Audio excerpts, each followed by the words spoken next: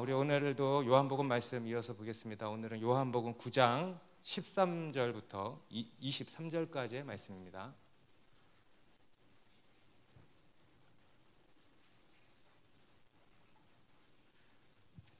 (9장) 13절부터 23절까지의 말씀을 저와 한 절씩 읽도록 하겠습니다.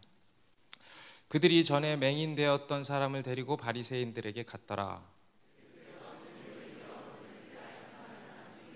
그러므로 바리새인들도 그가 어떻게 보게 되었는지를 물으니 이르되 그 사람이 진흙을 내 눈에 바르매 내가 씻고 보나이다 하니,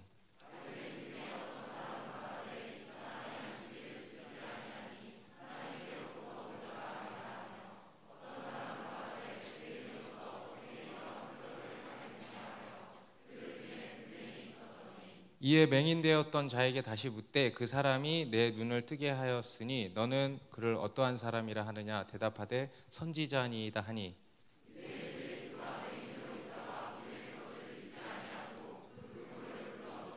이는 너희 말에 맹인으로 났다 하는 너희 아들이냐? 그러면 지금은 어떻게 해서 보느냐?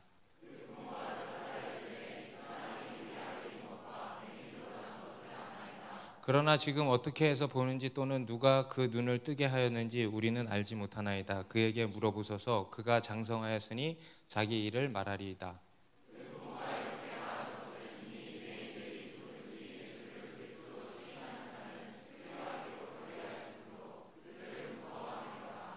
같이 읽습니다. 이러므로 그 부모가 말하기를 그가 장성하였으니 그에게 물어보소서 하였더라. 아멘. 여러분, 우리나라 대학 선교단체들 중에서 CCC라고 하는 선교단체 잘 아시죠? 저희 교회에도 그 CCC 출신인 분들도 여럿 있는 걸로 알고 있는데, 우리 그 CCC에 보면 사형리라고 하는 전도법이 유명하지 않습니까? 아마도 우리나라에서는 가장 알려져 있고 사용되고 있는 전도법이라는 생각이 듭니다. 국제 CCC 창설자인 빌 브라이트 박사님이 만든 이제 방법입니다. 그래서 사형리라고 해서 4가지 영적 원리를 가지고 복음을 아주 잘 설명하는 그런 방법입니다. 그 사형리가 이제 제1원리, 2원리, 3원리, 4원리가 있는데 1원리가 뭔지 아세요?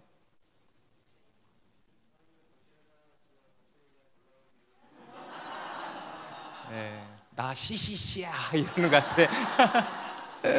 네, 하나님은 당신을 사랑하시며 당신을 위한 놀라운 계획을 가지고 있습니다. 믿으십니까? 하나님은 당신을 사랑하시며 당신을 위한 놀라운 계획을 가지고 있습니다. 혹시 오늘 교회에 처음 오신 분들 있다면 다시 한번 들려드릴게요. 잘 들으세요. 하나님은 여러분을 사랑하시며 여러분을 위한 놀라운 계획을 갖고 계십니다. 믿으십니까? 우리 그 당신을 나로 바꿔서 자기에게 한번 이야기를 해보면 좋을 것 같아요. 하나님은 나를 사랑하시며 나를 위한 놀라운 계획을 가지고 있습니다. 다시 한번, 하나님은 나를 사랑하시며 나를 위한 놀라운 계획을 가지고 있습니다.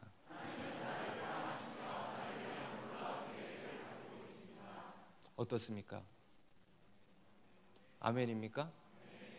가슴이 뜁니까? 감동이 됩니까? 저는 이 문구만 생각하면요 정말 늘 감동이 되고 가슴이 뛰어요. 하나님이 나를 사랑하신다. 하나님은 나를 사랑하시며. 너무 감동이에요. 너무 감격해요. 내 영혼이 이 말씀에 반응하는 게 느껴지는 겁니다. 여러분 반응이 되십니까? 여러분의 영혼이 이 말씀에 반응이 되십니까? 하나님은 나를 사랑하시며 그리고 나를 위한 놀라운 계획을 가지고 있습니다. 너무 흥분돼요. 여러분 그렇습니까? 그렇습니까? 여러분 실제로 여러분 머리로 이해하지 말고 믿으라 그랬죠. 다시 한번 믿음으로 하나님은 나를 위한 놀라운 계획을 갖고 계십니다. 아멘? 네. 앞으로 여러분의 인생이 있을 거 아닙니까? 그 인생을 향한 놀라운 계획을 갖고 계신다 이겁니다. 여러분 하나님께서는요 우리를 위한 놀라운 계획을 갖고 계십니다. 이 세상을 향한 또 우리 한 사람 한 사람을 향한 놀라운 계획을 갖고 계십니다. 이 땅에 영원한 하나님의 나라를 세우시고 그리고 그 일에 우리 한 사람 한 사람을 사용하신다라는 것이죠. 우리 아브라함의 인생 여러분 잘 아시죠? 그리고 그 아들 이삭과 야곱과 이스라엘 백성들, 모세와 요셉과 다윗과 등등등, 신약의 갈릴리 어촌의 어부였던 베드로, 그의 인생이 어땠습니까? 예수님을 만나고 획가닥 뒤집어졌죠. 그리고 그를 향한 놀라운 계획을 갖고 계셨고 그것을 하나님께서 이루신 겁니다. 정말 각 사람 인생을 향한 놀라운 계획을 갖고 계시고 그리고 그것을 신실하게 이루어 가신다는 겁니다. 그래서 우리 예수 믿는 사람들, 우리 그리스도인의 인생 가운데는요, 늘 하나님의 새 일이 펼쳐지는 거예요. 아멘. 하나님의 새 일, 우리가 알지 못하는 그 하나님의 새 일이 매일매일의 삶 가운데 매월 매년 계획되어져 있는 대로 이루어진다는 겁니다. 여러분, 우리 하나님은 우리의 삶 가운데 새 일을 행하시는 하나님이십니다. 우리 이사야서 43장 19절에도 보면 같이 읽겠습니다. 시작. 보라, 내가 새 일을 행하리니 이제 나타낼 것이라. 너희가 그것을 알지 못하겠느냐? 반드시 내가 광야의 길을 사막의 강을 내리니. 보라, 내가 새 일을 행하리니 광야의 길을 사막의 강을 내리니. 우리 하나님은 새 일을 행하시는 하나님이시라는 겁니다. 우리 그리스도인의 인생은요, 매일 매월 매년이 기대가 되고 흥분되는 그런 인생이 된다라는 겁니다. 저는 이것이 우리 믿는 자들에게 주어지는 가장 큰 특권 중에 하나라고 생각합니다. 여러분, 세상 사람들의 인생 어떻습니까? 여러분들이 예수 믿기 전에 인생은 어땠습니까? 그냥 세상의 굴레 속에서 다람쥐 쳇바퀴 돌듯이 돌고 돌고 돌고, 오직 성공, 세상이 주는 지령을 따라서 생존을 위해서, 노후를 위해서 계속 돌고 돌고 돌고 돌고, 인생의 의미도 모르고 목적도 모르고 계속 돌고 돌고 헛된 것들을 쫓으며 사는 것이 우리의 인생이었던 것이죠. 그런데 우리 그리스도인의 인생은 다르다는 거예요. 우리 그리스도인에게는 무엇이냐? 우리를 향한 하나님의 놀라운 계획이 있고 그리고 그 일을 우리 삶 가운데 이루신다는 겁니다. 매일의 삶 가운데 하나님의 새 일이 기다리고 있고 그 새 일이 펼쳐지고 있다는 거예요. 그런 기대감을 우리가 가지게 되는 겁니다. 그게 우리 그리스도인의 특권이라는 겁니다. 우리의 삶 속에 기대감이 있는 거예요. 여러분, 기대감이 있으세요? 여러분 삶에 지겨워, 맨날 똑같은 육아, 똑같은 직장인, 지겨워, 그렇습니까? 여러분, 우리가 사는 일상이 똑같아 보이지만 그렇지가 않은 거예요. 우리의 인생 가운데는 하나님의 새 일이 계획되어져 있고 그것이 펼쳐진다는 것을 믿으시기 바랍니다. 그에 대한 기대감을 가지시기 바랍니다. 오늘 본문에 나오는 날 때부터 맹인이었던 사람에게도요, 하나님께서 뭐예요? 새 일을 행하신 거예요. 그렇죠? 그의 인생에 그의 눈을 뜨게 해주셨어요. 그의 인생이 완전히 새롭게 되었죠. 새 일을 행하신 겁니다.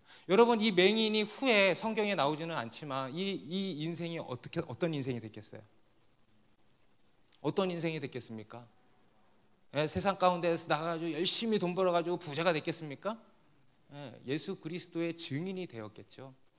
그래서 하나님 나라를 세우는 일에 이 또한 쓰임을 받았을 것입니다. 정말 그야말로 죽은 인생에, 여러분, 이 맹인이었던 사람은 그 죽은 인생 아닙니까? 숨은 붙어 있을지라도 죽은 인생이에요. 그런데 그 인생에 새 생명을 부여하신 것이죠.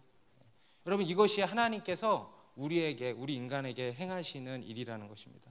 우리 좌우에 계신 분들에게 다시 한번 이렇게 인사합시다. 하나님께서 당신의 삶에 새 일을 행하실 것입니다.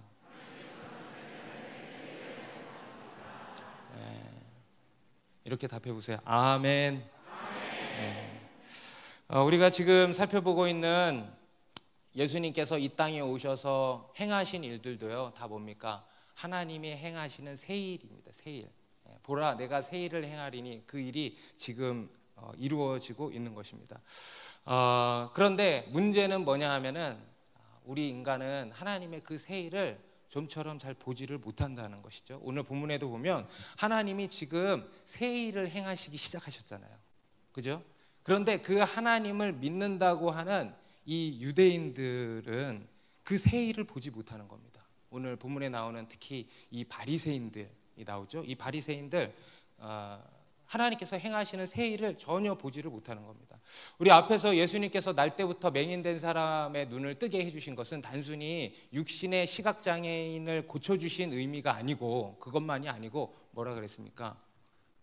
또 다른 영적인 의미가 담겨 있다 그랬죠. 바로 영적인 소경된 우리 인간의 눈을 열어주신다라는 의미라 그랬습니다. 그래서 우리 앞에 지난 시간에는 그 첫 번째 영적 소경들인 제자들이 나왔었죠. 제자들의 눈을 예수님이 열어주셨고요. 오늘 본문에는 진짜 완전 심각한 소경들이 나와요. 바로 바리새인들입니다. 우리 13절 말씀 보면 그들이 전에 맹인이었던 사람을 데리고 바리새인들에게 갔더라. 사람들이 맹인이었던 사람을 이렇게 데리고는 바리새인들에게 갔다는 거예요. 여기서 바리새인들은 누구냐면 그 당시 유대교의 여러 분파가 있었는데 그 중에 이제 한 분파였습니다. 율법을 매우 엄격하게 지키는 사람들이었어요. 우리는 율법파, 말씀파다. 그래서 율법을 그 어떤 유대인들보다 엄격하게 지키는 사람들이었습니다. 그래서 율법에 대한 열심이 대단했던 사람들이었습니다.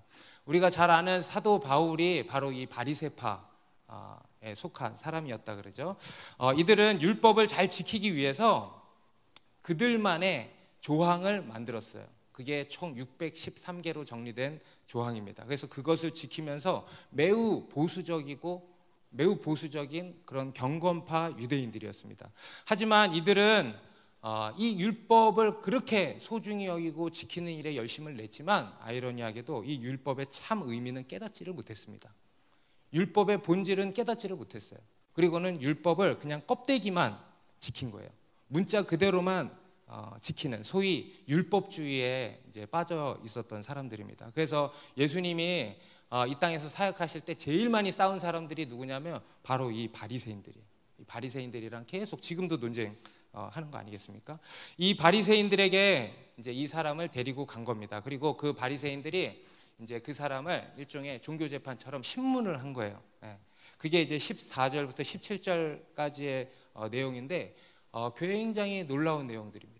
여러분, 맹인의 눈을 뜬 것보다 더 놀라운 내용이라고 저는 생각이 들어요. 왜냐하면 지금 이 사람은 눈을 뜬 거잖아요. 엄청난 기적을 경험한 거잖아요. 여러분, 그 당시에 예수님이 행하신 여러 기적들이 있지만 그 기적들 중에서 가장 특별한 기적이 뭐냐면 이 소경이 눈 뜨는 기적입니다. 왜냐하면 여러분, 다른 여러 기적들은 과거에도 있었고 구약 성경에도 다 기록이 돼 있습니다. 심지어는 죽은 사람이 살아난 기적도 다 기록이 돼 있습니다. 홍해가 갈라진 기적도 있고 여리고가 무너진 기적도 있고 한데 유일하게 없는 기적이 하나가 있는데 바로 소경이 눈 뜨는 기적이 없었어요. 그래서 그 당시에 유대인들 사이에 어떤 전승이 내려왔냐면 장차 오실 메시아는 소경의 눈을 뜨게 할 것이다. 그래서 소경의 눈을 뜨게 하는 사람이 나타난다면 그 사람은 메시아일 것이다 라고 하는 이제 전승이 전해져 내려온 거예요. 그런데 지금 예수님께서 그 일을 하신 거죠. 그죠? 예수님께서 그 일을 하신 거예요. 그래서 그들의 전해져 내려오는 전승으로도 예수님이 그리스도시라고 하는 것이 지금 증거가 되고 있는 겁니다. 여러분, 복음서에 보면은요, 여러 기적들이, 예수님이 행하신 기적들이 많이 나오지만 가장 많이 기록된 기적이 또한 뭐냐면 소경이 눈뜬 기적이에요. 세어보면은 소경이 눈뜬 기적을 가장 많이 기록을 하고 있습니다. 그만큼 특별한 기적인 겁니다. 근데 그만큼 의미 있고 특별한 기적이 일어났는데 이 사람들이 어떻게 하냐면 신문을 하는 거예요. 너 눈 어떻게 떴니? 누가 뜨게 해줬니? 오늘 안식일인데 왜 떴니? 앞에서도 베데스다 연못에서 38년 된 병자가 예수님이 고쳐줘가지고 침상째 들고 갔는데 이 바리새인들이 뭐라 그랬어요? 너 안식일인데 그렇게 치유되면 안 된다. 정말 이게 더 놀라운 일이라는 거예요. 그렇지 않습니까? 어떻게 이런 반응을 보일 수 있지? 여러분, 오늘날에도 보면은요, 누가 교회에 와서 예수님 믿고 거듭나서 삶이 획가닥 바뀌었어요. 완전히 바뀌었어요. 오랜 동안 이런저런 중독에 빠져 있었는데 그것으로부터 자유케 되었어요. 우울증 앓던 사람이 치유되었어요. 무기력증 앓던 사람이 치유되었어요. 그래서 막 기쁨이 넘치고 삶에 활력이 넘쳐요. 삶이 완전히 바뀌었어요. 그런데 그걸 보고 주변 사람들, 심지어는 교회 잘 다니는 우리 엄마 아빠, 교회 오랫동안 모태신앙으로 잘 다니던 친구들이 뭐라 그러냐면 니네 교회 이단 아니야? 니네 교회 교단이 뭐야? 목사님 안수 어디서 받았어? 얘기해도 잘 모르면서. 신학교 어디 나왔어? 교회 전통 몇 년 됐어? 이런 것들을 물어봐요. 그렇지 않습니까? 그렇지 않습니까? 네. 놀라운 기적이 일어났는데요, 그걸 못 보고 종교적인 신문만 한다는 거예요. 네. 여러분, 이걸 가지고 진짜 소경이라 그러는 겁니다. 여러분, 진짜 바보가 뭐라 그랬어요? 바보. 하나님의 은혜를 모르는 사람이 바보라 그랬죠. 네. 진짜 소경은 누구냐면 하나님이 하시는 일을 못 보는 사람이 진짜 소경이에요. 안 못 보는 사람이 진짜 소경이 아니고, 하나님을 못 보고 하나님이 하시는 일을 못 보는 사람이 진짜 소경인 거예요. 어떻게 그럴 수 있을까? 이 사람들 하나님을 믿는다고 하는 종교 지도자들인데 어떻게 이럴 수 있을까? 무엇이 그들로 하여금 이런 심각한 소경 상태를 만든 것일까? 먼저는요, 따라해 보세요. 시기심. 네. 여러분, 이들을 소경되게 만든 첫 번째 요인이 뭐라고요?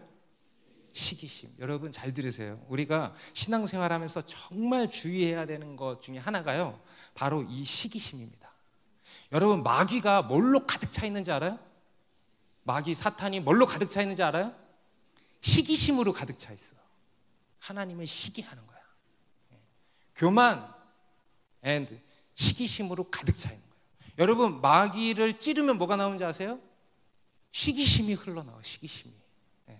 시기심으로 가득 차 있는 존재예요.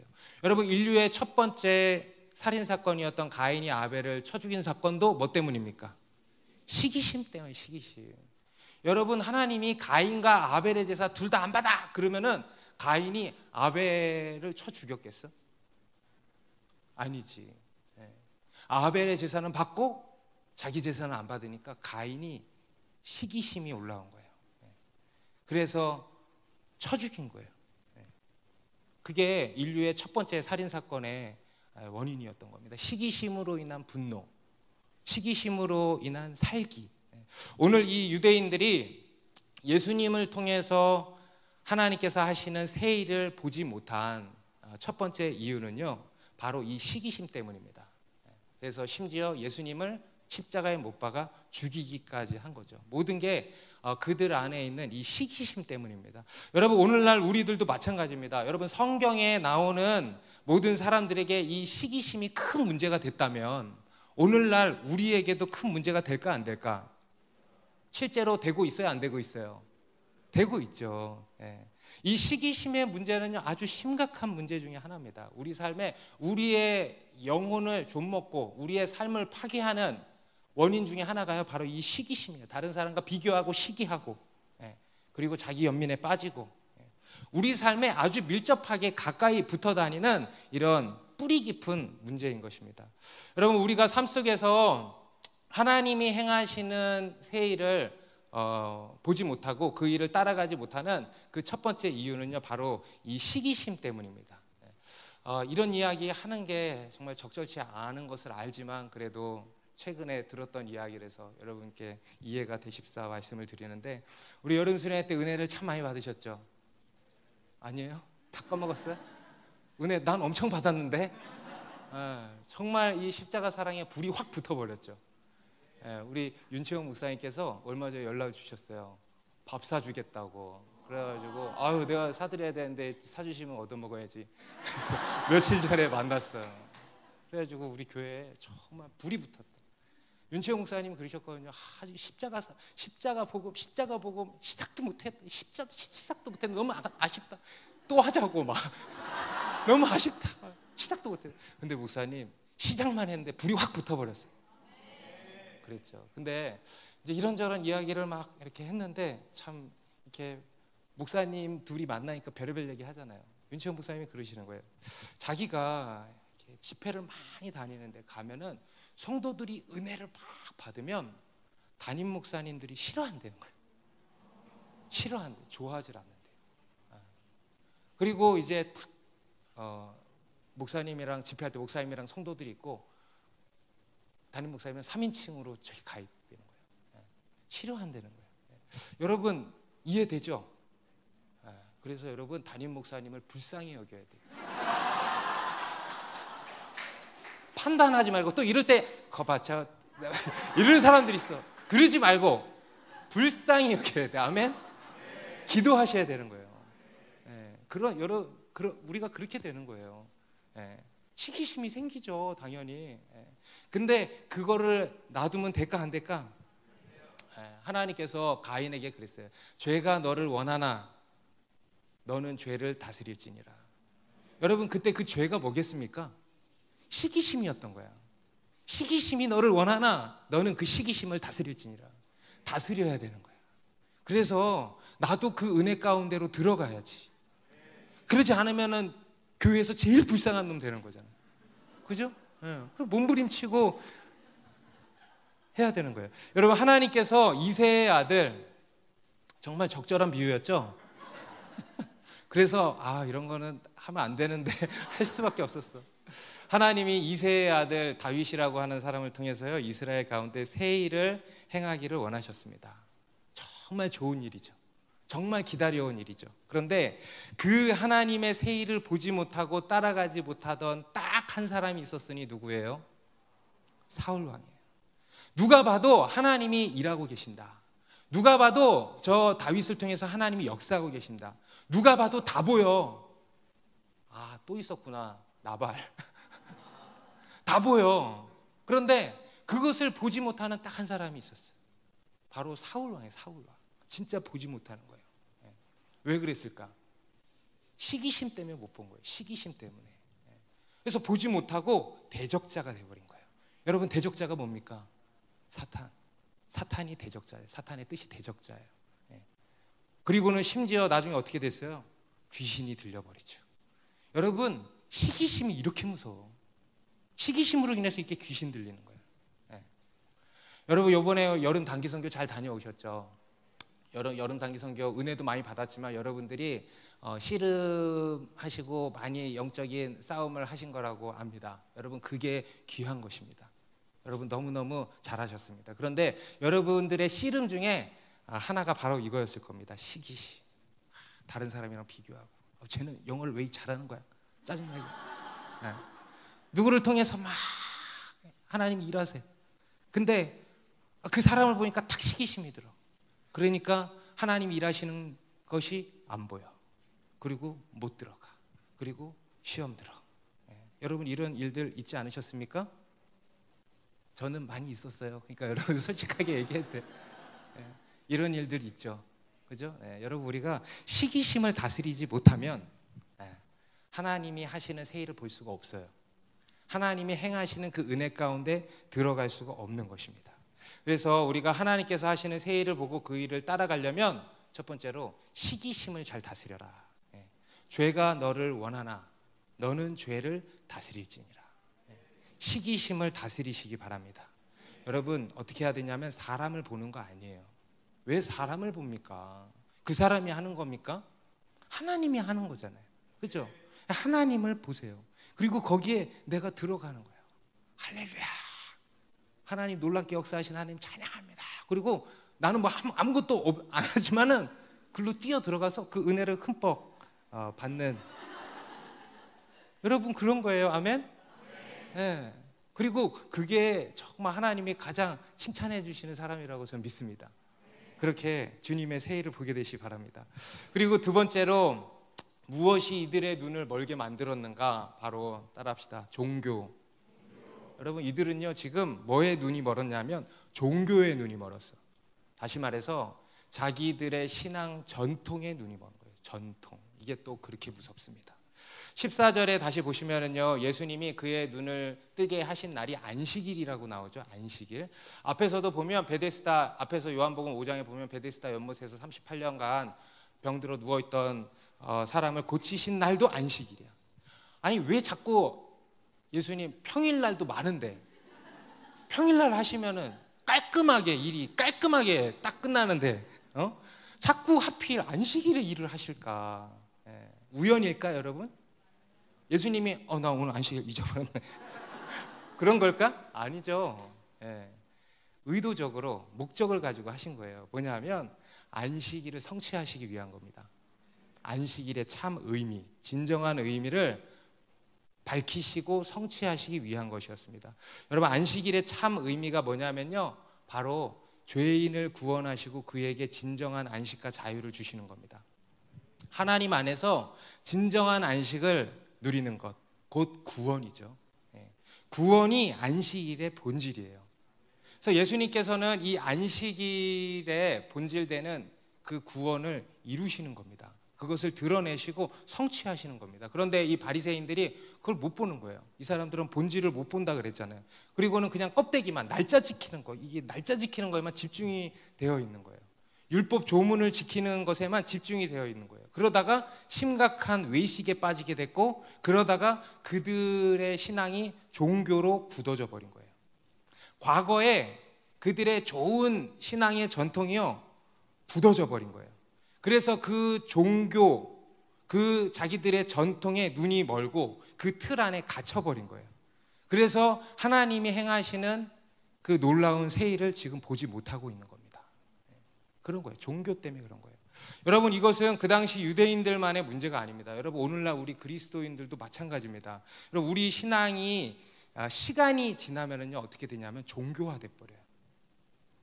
어떤 신앙의 전통으로 굳어져 가버려요. 화석화되는 거예요. 심지어 어떤 교회는요, 교회가 통째로 그렇게 되는 경우들도 있습니다. 종교화된 교회. 정말 무서운 거예요. 우리 아까도 이집트 선교에서 콥틱 교회 나왔잖아요. 거기도 이제 전통을 굉장히 중요하게 여긴다고 막 그랬잖아요. 그런데 그래도 제가 들은 바로는 이제 절대로 올라가면 안 되는 데를 우리 조모 형제가 확 올라가 버렸다고. 근데 그 담임 목사님께서는 좀 깨어 있으셨다 그러더라고요. 그래서 중재를 해주시고 이렇게 하셨다 그러더라고요. 그러니까 이런 것처럼 종교화된 교회가 있는 겁니다. 정말 무서운 겁니다. 여러분, 우리 안에 시기심도 정말 무서운 거거든요. 근데 또 한 가지 무서운 본성이 뭐냐면요, 이 전통에 굳어버리는 거예요. 과거의 것에 현실에 안주해 버리는 거예요. 익숙해져 버리는 거예요. 그렇죠? 우리의 속성이 그렇잖아요. 그래서 우리 신앙생활에 있어서도 이렇게 돼버리는 겁니다. 특히 이에 있어서 우리가 이제 주의해야 될 것이 뭐냐 하면, 과거에 해왔던 관습들 있죠. 과거에 해왔던 관행. 여러분, 그것은 좋은 것들이었을 겁니다. 그렇죠? 좋은 전통일 거 아니에요. 좋은 관습들이었을 거 아니에요. 그런데 문제는 뭐냐면 그게 굳어져서 그것에 매여버리는 것을 우리가 주의해야 된다는 겁니다. 그것이 딱딱하게 굳어져 버려서요, 본질을 덮어버리는 거예요. 그래서 그게 본질을 대체해버리는 겁니다. 여러분, 이것만큼 또한 무서운 게 없는 거예요. 그래서 그것들에 우리의 눈이 멀어버리는 거예요. 예전에 제가 설교할 때 한번 소개해드린 적이 있었던 것 같은데, 미국의 컴퓨터 과학자였던 그레이스 호퍼라고 하는 분이 있었어요. 여성분이에요. 컴퓨터 코딩의 여왕이라는 별명을 가진 분이라고 합니다. 컴퓨터 과학에 지대한 발전과 영향을 끼쳤다고 합니다. 그런데 그분이 그런 업적과 영향을 끼치게 된 것은 늘 모험과 도전을 두려워하지 않는 분이었다 그래요. 그분이 이런 이야기를 했다 그럽니다. 그간 우리에게 가장 큰 피해를 끼친 말은 바로 우리는 지금까지 항상 그렇게 해왔어 라는 말이다. 동의가 되십니까? 그간 우리에게 가장 큰 피해를 끼친 말은 다름 아닌 우리는 지금까지 항상 그렇게 해왔어 라는 말이래요. 여러분, 우리가 정말 자주 하는 말 아닙니까? 저 이런 말 되게 자주 하거든요. 이제까지 이렇게 해왔어. 작년에도 이렇게 했으니까. 그러니까 앞으로도 이렇게 하면 돼. 이게 뭐냐면, 물론 어떤 부분은 좋은 전통, 관습을 따라서 우리가 앞으로도 지켜나가야 되는 부분이 있죠. 근데 또 한편으로는요, 그것이 굳어져서 본질을 덮고 본질을 대체해 버린다는 거예요. 그래서 하나님이 행하시는 새 일을 보지 못하게 해버린다는 겁니다. 하나님이 행하시는 새 일을 따라가지 못하게 해버린다는 거예요. 우리가 종종 이 신앙에 있어서 보수라는 말을 많이 쓰지 않습니까? 뭐 정치에서도 진보 보수가 있는데, 여러분, 보수의 뜻이 뭡니까? 쉽게 말해서 지키는 게 보수죠. 예. 우리 신앙에 있어서 보수 굉장히 중요하고 좋은 것입니다. 우리는 신앙을 보수해야 됩니다. 지켜야 합니다. 그런데 더 중요한 게 뭐냐면 뭘 보수하냐는 거예요. 뭘 지키냐는 거예요. 여러분, 뭘 보수하고 뭘 지키는 겁니까? 본질. 신앙의 본질. 여러분, 비본질을 지킬 거예요? 뭘 지켜야 되겠어요? 본질을 지켜요. 사랑과 복음. 여러분, 율법의 본질이 뭐예요? 하나님 사랑, 이웃 사랑, 사랑이에요. 그 사랑이라고 하는 본질을 지키는 거예요. 복음이라고 하는 본질을 지키는 거예요. 여러분, 그것이 바로 보수예요, 보수. 그래서 여러분, 우리가 정말 신앙의 보수를 원한다면요, 또 한편으로는 개혁도 이루어져야 되는 겁니다. 왜냐하면 오늘 이들처럼 우리가 보수라는 이름으로 우리 과거의 관습과 전통, 이런 비본질적인 것이 굳어져서 본질을 뒤덮어버리고 본질을 대체하는 일이 생기기 때문에 우리가 본질을 지키기 위해서 어떻게 해야 되겠습니까? 그것들을 두들겨 깨야 되는 거예요.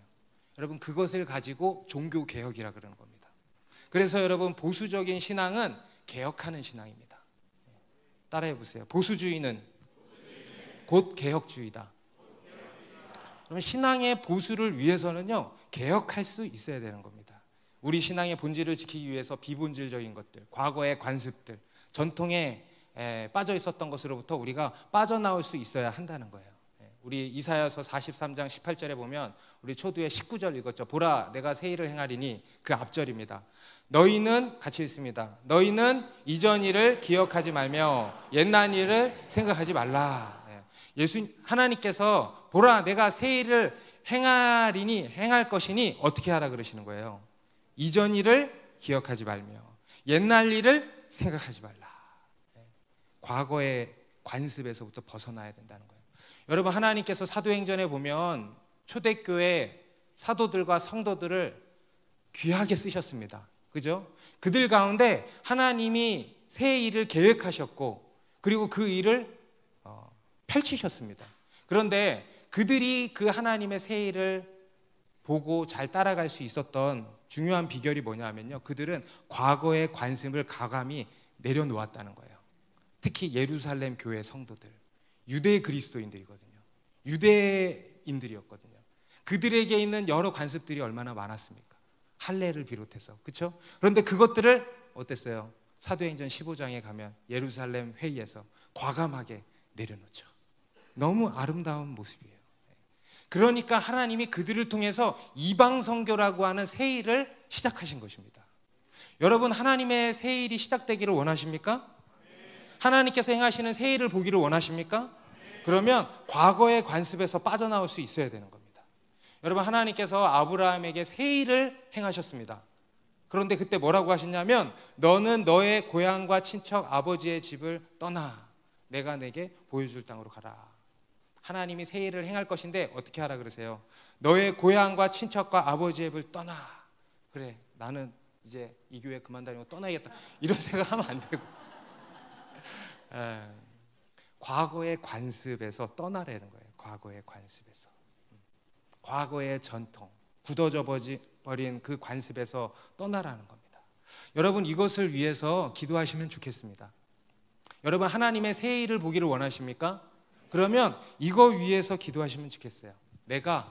나도 모르게 과거의 관습에 매여 있었던 것은 없는지, 그것이 굳어져서 그 틀 속에 내가 갇혀 있었던 것은 아닌지, 나도 어쩌면 지금까지 그렇게 해왔어 라고 하는 생각으로 있는 것은 아닌지, 그래서 하나님의 하시는 새 일을 보지 못하고 있는 것은 아닌지 고민하면서 기도하시면 좋겠어요. 그것들을 주여 드러내 주시고 깨뜨려 주시고 그 과거의 관습으로부터 벗어나게 하여 주십시오. 그래서 하나님이 내 인생 가운데 행하시는 그 새 일을 보고 따라가게 해 주십시오. 이렇게 기도하시기 바랍니다. 그리고 또 세 번째로, 우리가 하나님의 새 일을 보지 못하고 따라가지 못하게 되는 마지막 요인이 뭐냐 하면요, 따라합시다. 두려움. 바리새인들은 이제 앞에 14절부터 17절까지 그 맹인되었던 사람을 신문했고, 이제 18절부터 23절까지는 누구를 소환하냐면 그 부모를 소환한 거예요. 예전에도 한번 설명드렸지만 이 사람들이 사내들인 공회예요. 사내들인 공회. 이 사내들인 공회는 단순히 종교기관이 아니고 종교기관 플러스 입법기관 플러스 사법기관, 모든 역할을 다 하는 그런 권력기관입니다. 그러니 얼마나 힘이 있었겠습니까? 막강한 힘이 있었던 거죠. 그러니까 그 사람들로부터 소환을 받아서 이 부모들이 가서 신문을 받는 거예요. 어떨까? 여러분, 두렵겠지. 여러분 경찰서 가봤어요? 안 가봤어? 경찰 그런 데도 안 가봤어?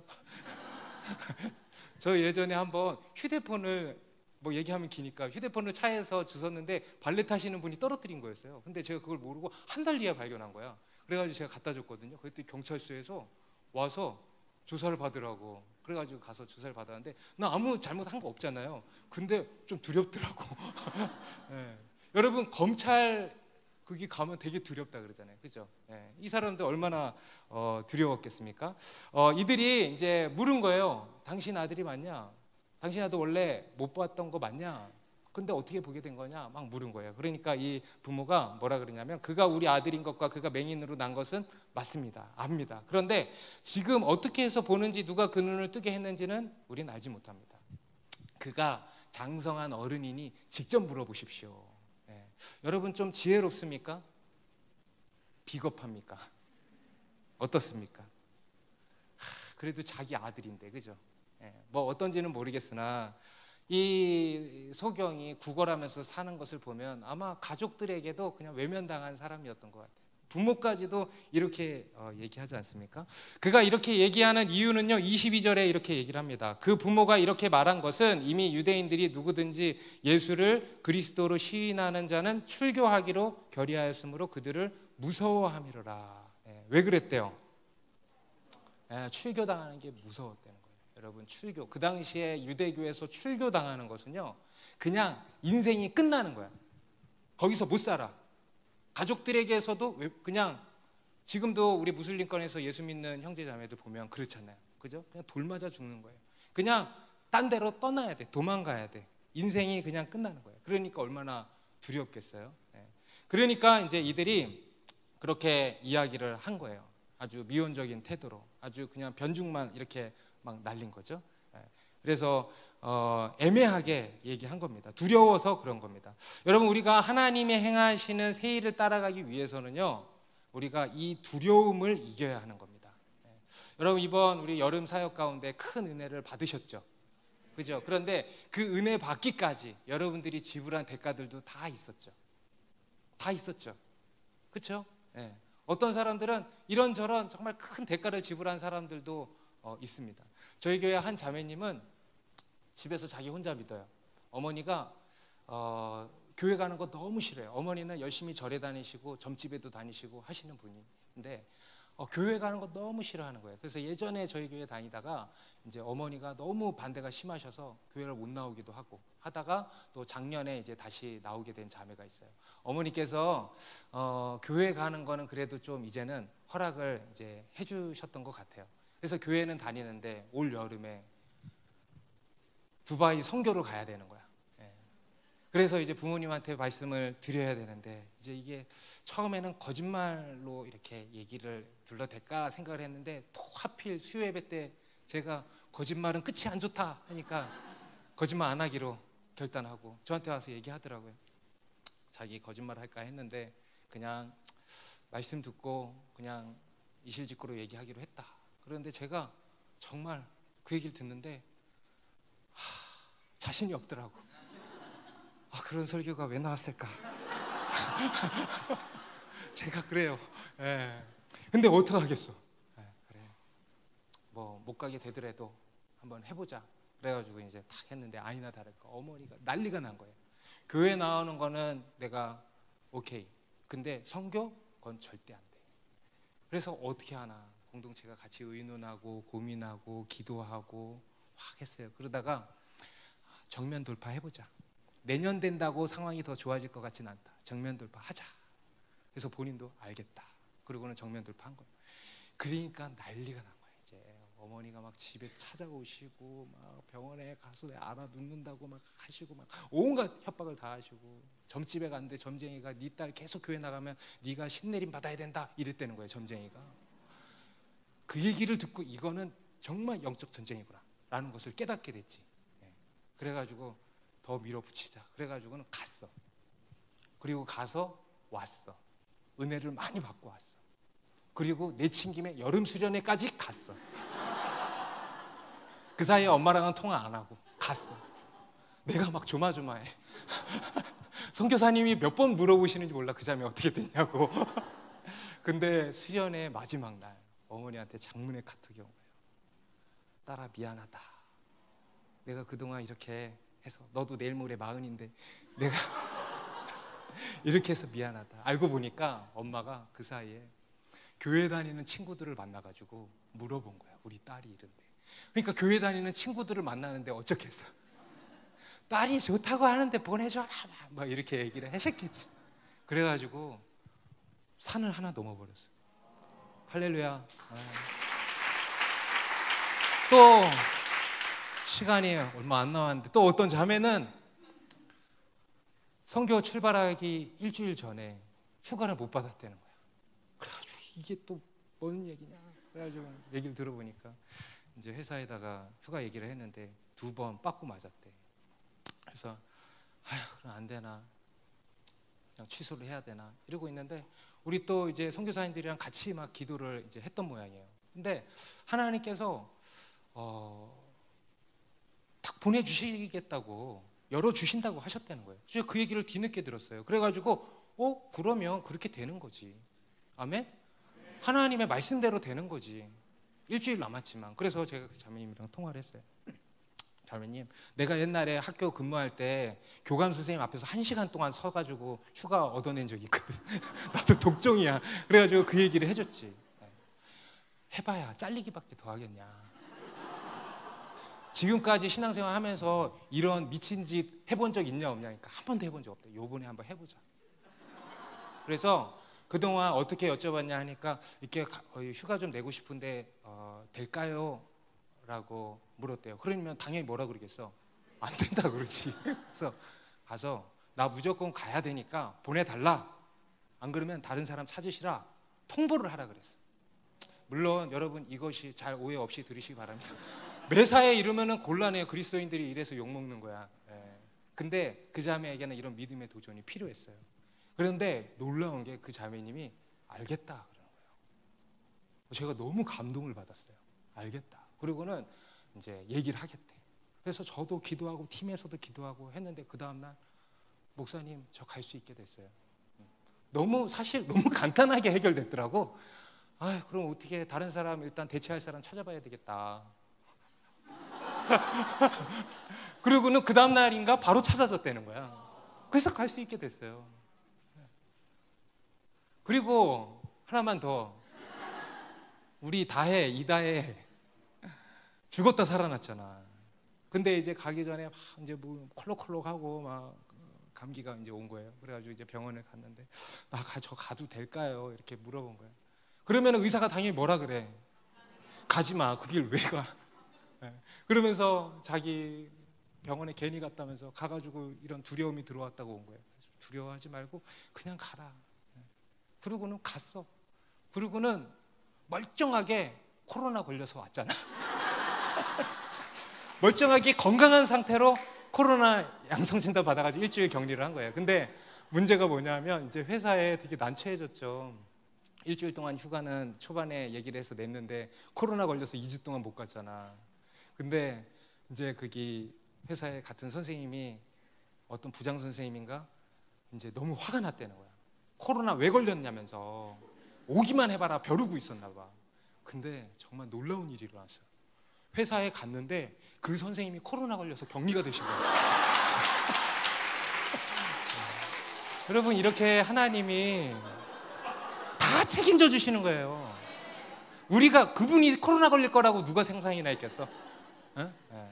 우리가 생각지 못한 방식으로 다 책임져 주시는 거예요. 여러분 이게 다 뭡니까?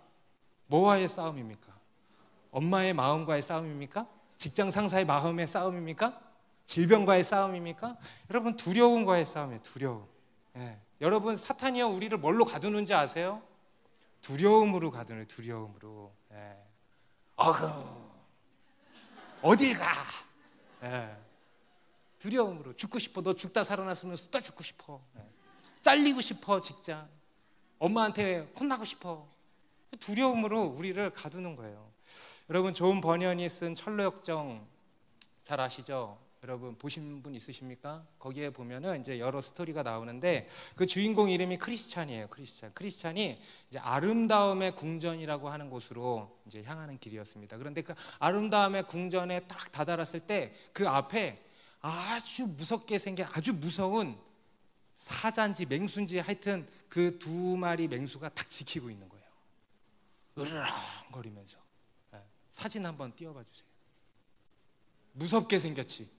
여러분 지나갈 수 있겠어요? 그러니까 난 못 가겠다 이러고 있는 거예요. 그러니까 저 멀리서 그 아름다운 궁전의 문지기가 문을 열고 나와서 이보시오, 용기를 내시오. 왜 이리 용기가 없어? 저 사자들은 지금 쇠사슬에 묶여 있지 않소. 당신을 해할 수가 없습니다. 그냥 오면 됩니다.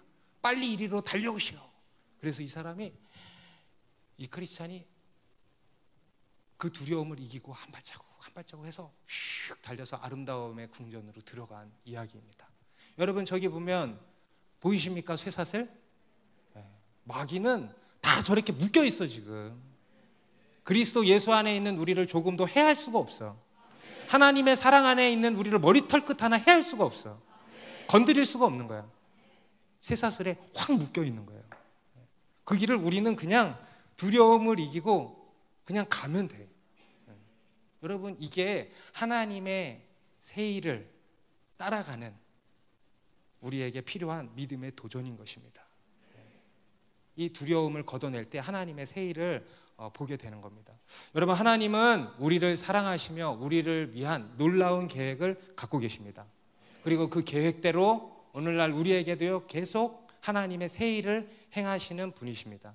그래서 우리는 그 하나님의 새 일을 보고 그 새 일을 따라가야 됩니다. 우리 교회에 이렇게 함께 협력하고 있는 선교사님, 목사님, 장로님 막 있잖아요. 그분들이 정말 공통적으로 계속 우리 가운데 요즘에 하시는 말씀이 뭐냐면 나는 니네 교회가 10년 뒤가 정말 궁금하다. 윤채영 목사님이랑 저랑 띠동갑이에요. 그래서 되게 친해졌어요. 근데 윤채영 목사님이 목사님 내 나이 때 되면은 어떻게 되실지 진짜 궁금하다 그러는 거예요. 목사님 교회가 어떻게 되실지 진짜 궁금하다. 여러분 진짜 궁금하지 않습니까? 너무 궁금한 거예요. 상상은 안 되지만 너무 궁금한 거예요. 그 사이에 하나님의 새 일들이 얼마나 우리 각각 가운데 펼쳐지겠습니까? 그것들을 통과해서 우리가 얼마나 성장하겠습니까? 이것들이 너무 기대가 되는 거예요. 물론 어떤 분들은 없어지기도 하겠죠. 10년 너무 씁쓸해. 그리고 어떤 분들은 이 5개의 기둥처럼 기둥이 되어 있을 거야. 교회 안에서뿐만 아니라 여러분들의 직장과 삶 가운데에서 귀한 영적인 리더십으로 하나님이 귀하게 쓰시는 종들로 많이 세워져 있을 거라고 저는 믿습니다. 그런데 또 어떤 사람은 이런 사람도 있어. 한결같이 이 모습 이대로 있을 것 같은 사람도 있어. 그렇죠? 그런 사람들은 누굽니까? 하나님의 새 일을 한 번도 보지 못하고 종교라는 틀에 갇혀서 어떻게든 그냥 여기서 떨어지는 부스러기 먹으면서 있는 사람들, 그런 사람들 있을 거야. 그런 사람들 되면 되겠어, 안 되겠어? 다 하나님의 새 일을 여러 번 겪어서 성장하는 여러분들 되시기를 바랍니다. 보라, 내가 새 일을 행하리니 이제 나타낼 것이라. 너희가 그것을 알지 못하겠느냐? 반드시 내가 광야의 길을 사막의 강을 내리니. 여러분 하나님의 새 일을 보기 위해서 우리가 이렇게 준비되어야겠습니다. 과거에 묵었던 틀을 깨시고 그것을 위해서 여러분 기도하시기 바랍니다. 저도 이 말씀 보면서 내가 이거 가지고 기도해야 되겠다. 왜냐? 이거를 못 깨면 그 하나님의 새 일을 보지도 못하고 따라가지도 못하는 거예요. 그리고 여러분 두려움의 허상을 이기시기 바랍니다. 그리고 하나님이 행하시는 새 일을 향해 달려가는 저와 여러분 되시기를 바랍니다. 기도하겠습니다.